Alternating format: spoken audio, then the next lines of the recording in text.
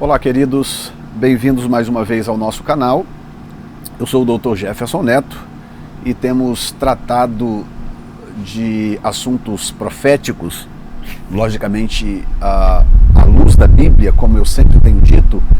Isso significa que a nossa análise profética nesse canal não está baseada na leitura de nenhum livro, nenhum comentário, apesar de que nós fazemos uso dos comentários, nós não desprezamos os comentários, nós não desprezamos os bons livros escritos por outros estudiosos, mas a nossa análise ela está sempre baseada 100% no texto bíblico. Portanto, toda vez que analisamos um texto bíblico, eu chamo você para esta análise, para que você possa raciocinar a partir do que a Bíblia diz a respeito de um determinado assunto. Bom, neste vídeo nós queremos analisar o capítulo 8 do livro de Daniel, parte 2. Se você ainda não viu a parte 1, procure aí no canal Daniel 8, parte 1, e para você poder se inteirar do que vamos falar daqui para frente. Portanto, nesse vídeo, Daniel capítulo 8, parte 2. Bom, nós vamos imediatamente para o texto e eu quero logicamente te dar uma pequena noção, fazer uma rápida reflexão a respeito do que foi dito até agora, para você poder logicamente acompanhar. Eu não vou reensinar a primeira parte, não faz sentido, mas eu só quero fazer a devida conexão para nós darmos sequência a partir daqui, tá bom? Então vamos ao capítulo 8, que eu vou dando para você então uma pequena noção do que está acontecendo no livro, ok? Começa falando que isto aconteceu no ano terceiro do reinado do rei Belsazar, não é? No versículo 2, Daniel diz que estava na cidadela de Suzã, província de Elão, e que tudo aconteceu quando ele estava junto ao rio Ulai. Então, ele tem, no verso 3, ele explica a visão, não é? Ele viu um carneiro que estava diante do rio, que tinha duas pontas, e essas pontas tinham tamanhos diferentes, sendo que a que subiu por último era maior ou mais alta, mais proeminente, né? No versículo 4, ele fala, ele descreve o comportamento desse carneiro, dava amarradas para o ocidente, para o norte e para o meio-dia. Portanto, trata-se de um império que alcançaria uma certa proeminência, que experimentaria um tempo de expansão territorial. Por isso que ele diz, né, que essas marradas eram para o ocidente, para o norte e para o meio-dia. Então, ele segue dizendo que, ao considerar no verso 5, ele viu um bode que vinha do ocidente sobre a terra, mas sem tocar no chão, e aquele bode tinha uma ponta notável entre os olhos. Então, primeiramente, vamos determinar aqui, de acordo com o texto bíblico, quem é quem. O carneiro é a Média e a Pérsia, apresentada como carneiro. Talvez eu explique depois a razão, apesar de que tem outros vídeos já falando sobre isso. Carneiro tem a ver com sacerdócio, porque tem a ver com sacrifício, não é? E eu já mostrei que a Pérsia exerce um certo sacerdócio dentro do Islã, dentro do aspecto religioso do Islã, porque é a nação, digamos assim, o Irã hoje é a nação que mais impactou o Islã moderno através da sua reforma religiosa de 1979. O Irã influenciou todo o islamismo ao redor da terra com a mudança de comportamento que a nação assumiu em 79, quando eles derrubaram os chás, né? E o último foi o Shah Reza Pahlavi, e então estabeleceram o reinado dos ayatolás. Essa reforma de 79, que transformou o Irã numa nação dominada pela lei islâmica, pela lei Sharia, causou uma repercussão em todo o islamismo ao redor da terra. Portanto, eu tenho o costume de dizer que se algum país detém o sacerdócio islâmico, esse país, na minha opinião, é o Irã, antiga Pérsia. Então, seguindo aqui no raciocínio, ele, depois que ele vê esse carneiro, que é a Média e a Pérsia, por isso 2 chifres, né? Ele fala desses 2 chifres, os 2 chifres representam a união desses dois povos, Média e Pérsia, para a formação do Império do Carneiro, né? Que é o Império Medo-Persa. E em algumas vezes você vai me ouvir dizer apenas Pérsia, ou Império Persa, porque na verdade a Pérsia era a mais importante, a mais proeminente, digamos assim, e a que perdurou. A Média hoje não existe mais. Segundo alguns historiadores, os curdos seriam resquícios da Média, não é? E inclusive alguns até discordam, mas a Pérsia está aí, ninguém duvida, ninguém questiona que o Irã seja a antiga Pérsia, portanto a Pérsia tornou-se mais proeminente. Então ele diz que, considerando, eis que verso 5, que um bode vinha do ocidente sobre toda a terra, mas sem tocar no chão, e aquele bode tinha uma ponta notável entre os olhos. Então daqui para frente ele vai descrever o Império grego, porque esse bode representa o Império grego. E ele começa, logicamente, a partir de Alexandre o Grande. Lógico que Alexandre o Grande não foi o primeiro imperador do Império Macedônico, mas foi o mais importante, foi o mais marcante, foi o único que conseguiu expandir o território grego para se tornar, portanto, o Império Mundial. Muito bem, então ele começa a partir de Alexandre o Grande. Esse chifre notável era Alexandre o Grande. E ele segue descrevendo que no verso 7, que vi chegar perto do carneiro, irritar-se contra ele, deixa eu jogar o texto para você acompanhar, irritar-se contra ele e feriu o carneiro e lhe quebrou as 2 pontas, pois não havia força no carneiro para parar diante dele, e o lançou por terra e o pisou aos pés. Não houve quem pudesse livrar o carneiro da sua mão. Aí o verso 8 é muito importante, começa a ganhar a forma que nós demos nos vídeos anteriores. E o bode se engrandeceu em grande maneira, mas estando na sua maior força, aquela ponta grande foi quebrada, e subiram no seu lugar 4 também notáveis para os 4 ventos do céu. Bom, uma pequena pausa aqui, porque é importantíssimo voltar a reafirmar algo que passa ridiculamente despercebido na interpretação de algumas outras denominações, digamos assim, principalmente a Igreja Adventista do Sétimo Dia, que interpreta isso aqui de uma forma completamente aquém do texto bíblico. Perceba que o texto está o tempo todo se referindo ao tempo do Império Medo-Persa e do Império Grego, tá? Esse texto fala da sucessão imperial entre Império Medo-Persa e Império Grego. O Império Medo-Persa sucedeu ao Império Babilônico de Nabucodonosor, ficou durante um tempo e perdeu em batalhas para o Império Grego, portanto o Império Grego sucedeu ao Império Medo-Persa. E depois que o Império Grego assumiu o poder, tá, o Império Romano só surgiria centenas de anos depois, para você ter uma ideia. Então, esse tempo, historicamente falando, é o tempo da transição entre o Império Medo-Persa e o Império Grego. O Império Romano sequer havia dado qualquer sinal de domínio mundial, de expansão internacional, digamos assim. Nenhum sinal. O Império Romano surgiria no cenário mundial centenas de anos depois. Portanto, não há a menor possibilidade de conectar estas profecias que estamos lendo agora no capítulo 8 com o tempo, por exemplo, do papado. O papado surgiu há 300 e poucos anos depois de Cristo. Nós estamos falando aqui da transição do Império Medo-Persa para o grego, que aconteceu centenas de anos antes de Cristo.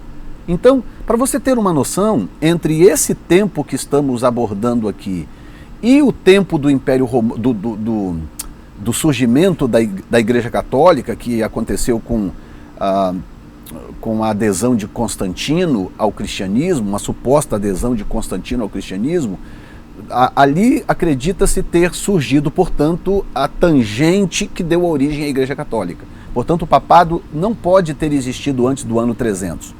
Então nós estamos falando, na pior das hipóteses, de 500 anos de diferença, na pior das hipóteses.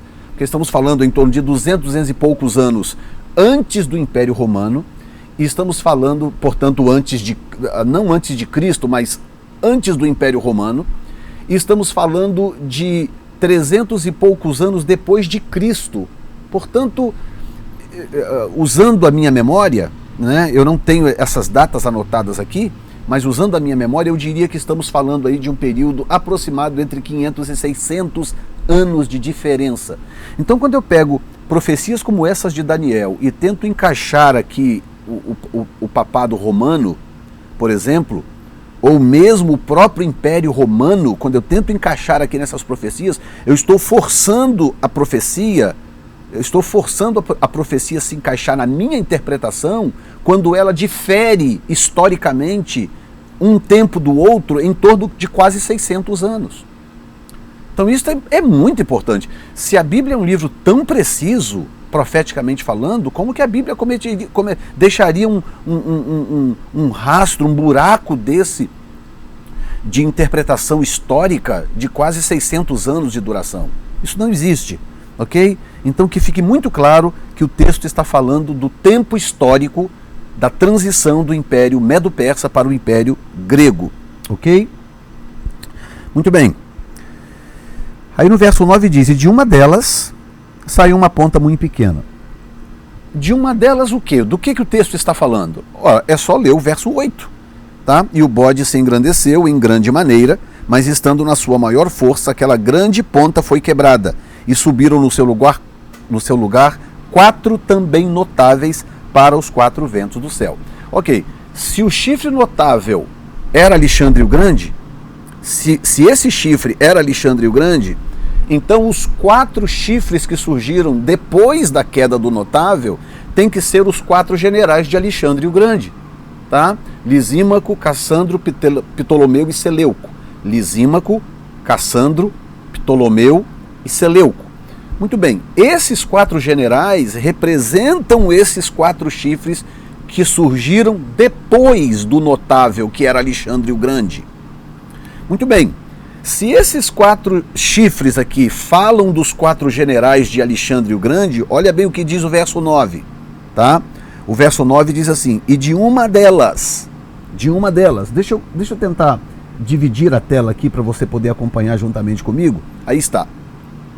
Preste atenção no versículo 9, eu espero que dê para ver, eu sei que está pequeno, mas eu espero que dê para ver. Olha bem, então nós temos Lisímaco, Cassandro, Ptolomeu e Seleuco, os 4 generais de Alexandre. Aí no verso 9 diz, e de uma delas saiu uma ponta muito pequena. O que o texto está dizendo?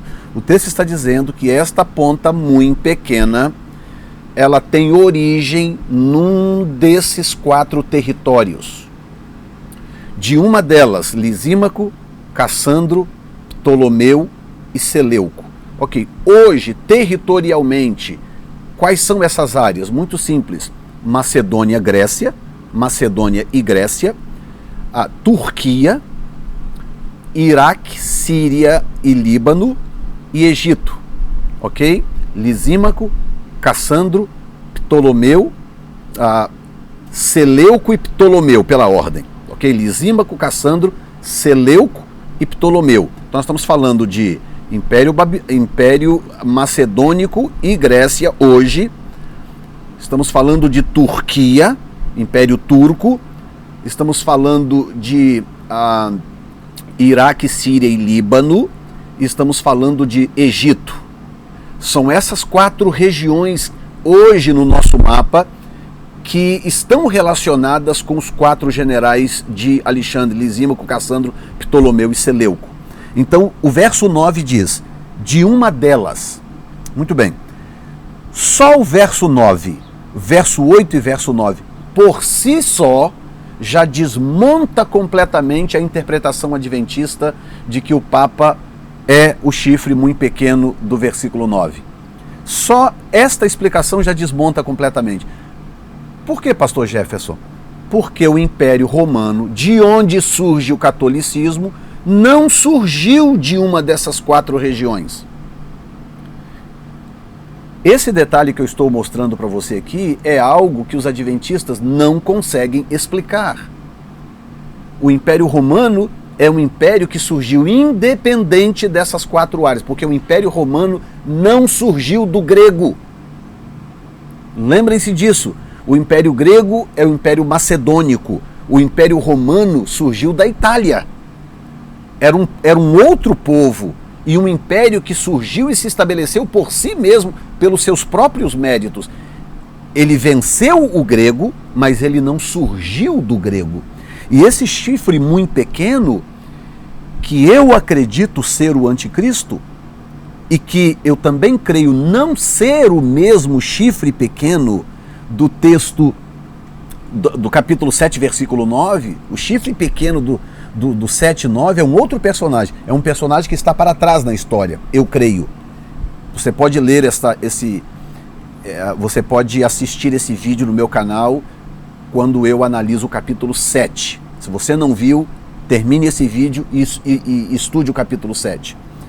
Tá? O chifre pequeno do capítulo 7, verso 9, é um personagem histórico que está para trás.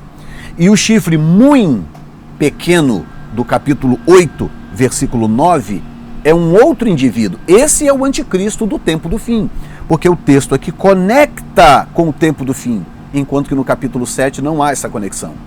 Ok? Então, essa explicação que eu estou te dando, ela é muito importante para poder te ajudar a compreender o raciocínio que eu estou estabelecendo. Portanto, eu vou repetir pela última vez. O chifre pequeno de Daniel capítulo 7, versículo 8, não é o mesmo chifre muito pequeno de Daniel capítulo 8, versículo 9. Por 2 razões fundamentais. Número 1, se a Bíblia chama um de chifre pequeno e o outro de muito pequeno, é porque a Bíblia tem uma razão. A Bíblia é muito precisa. A Bíblia tem uma razão para chamar um de pequeno e o outro de muito pequeno.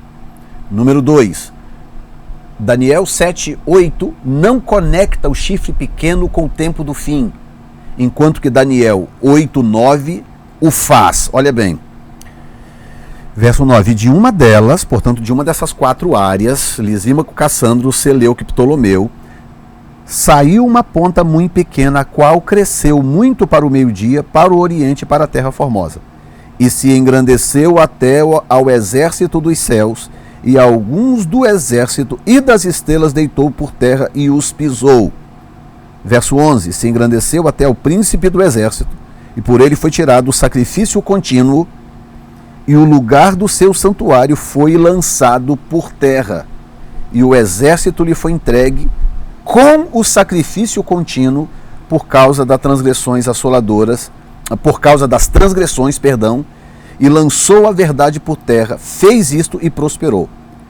Depois ouvi um santo que falava, e disse outro santo àquele que falava, até quando durará a visão do sacrifício contínuo e da transgressão assoladora, para que seja entregue o santuário e o exército a fim de serem pisados?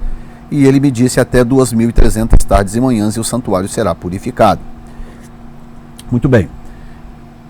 Não vou falar sobre as 2.300 tardes e manhãs, porque tem um vídeo só sobre esse assunto. O que eu quero dizer aqui, mostrar para você, que à medida que você vai lendo na sequência, você percebe a conexão desse texto com o tempo do fim. Então, tem digamos assim, uma camada de cumprimento profético que cabe num personagem que está lá atrás, Antíoco Epifanes, mas tem uma outra camada que não cabe, porque ele não cumpriu.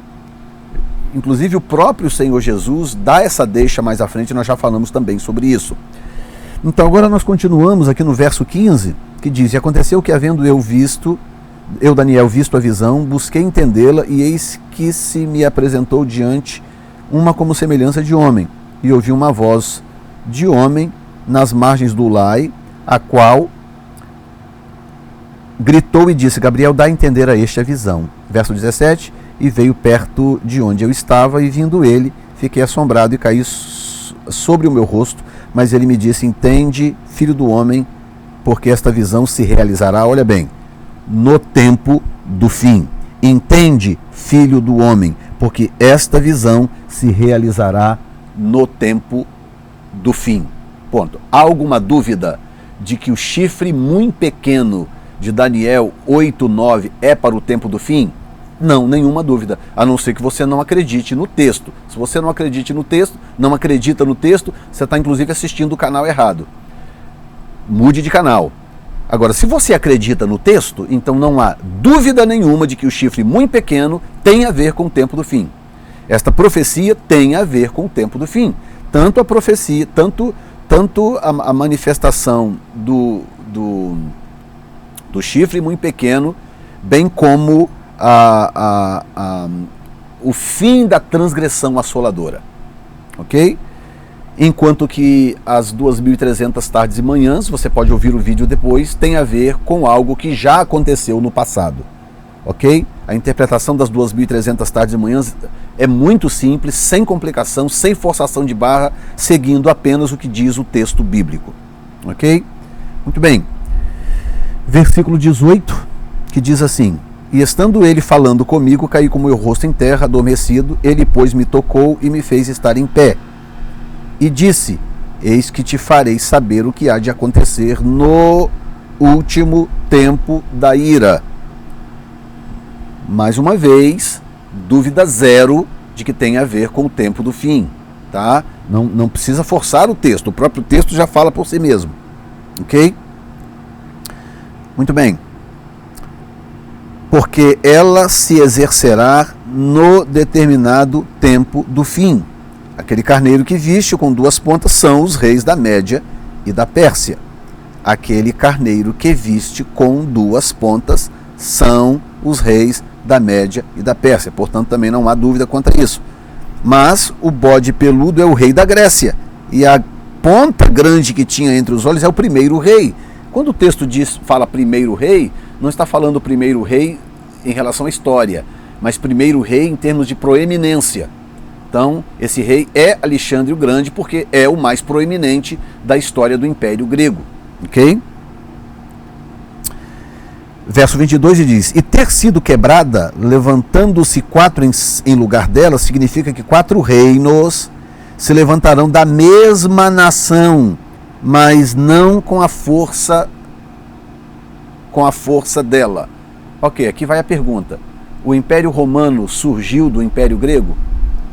O Império Romano nasceu do Império Grego? Se você conhece um pouquinho de história, a única resposta aqui é não. O Império Romano não tem nenhuma relação com o grego. É um império completamente independente. Diferente, por exemplo, do Império Turco, digamos. O Império Turco, ou a hoje Turquia, é resultado do grego, porque surgiu do grego.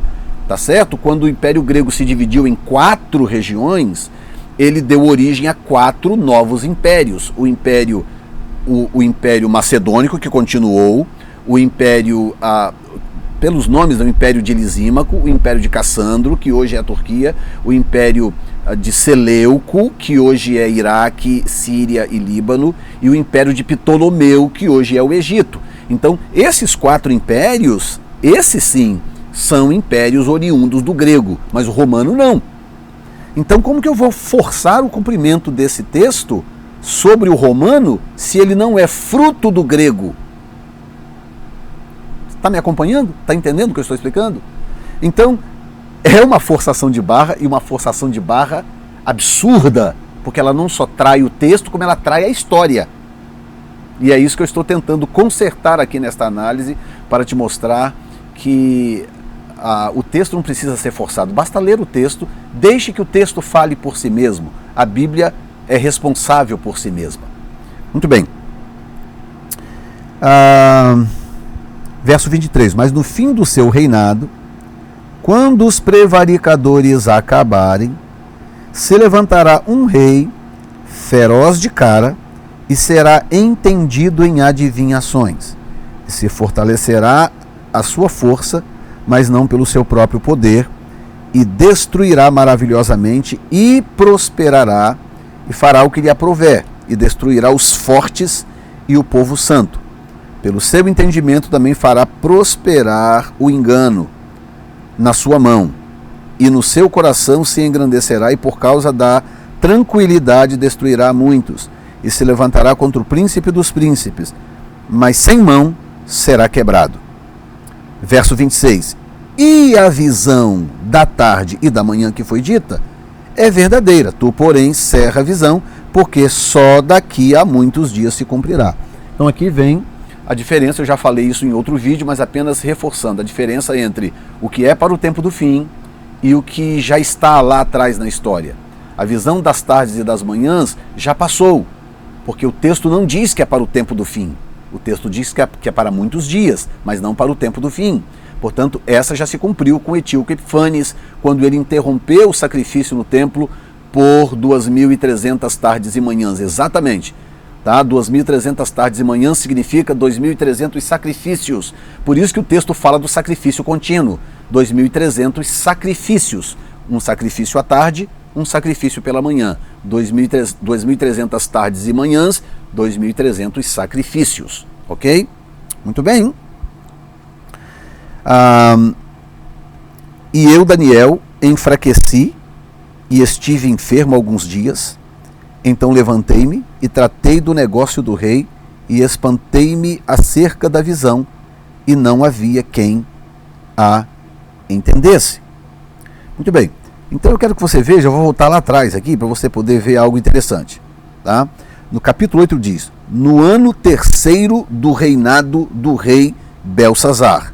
No ano terceiro do reinado do rei Belsazar. Ok. Verso 9 diz: no ano primeiro de Dario, filho de Assuero. Muito bem.